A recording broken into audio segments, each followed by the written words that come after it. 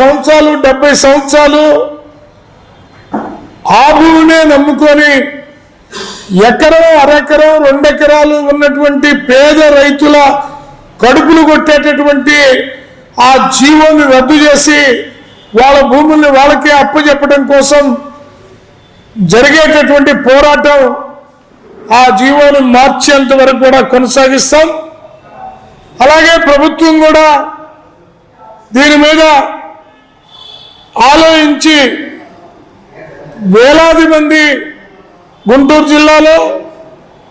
లక్షలాది మంది రాష్ట్ర వ్యాప్తంగా ఉన్నటువంటి ఈ బాధిత రైతాంగం పక్షాన నిలబడి వాళ్ళకి న్యాయం చేయవలసిందిగా ప్రభుత్వం పైన ఒత్తిడి తీసుకొని రావడానికి ఈ నెల 18వ తేదీన సదస్సుని ఉదయం 10 గంటలకు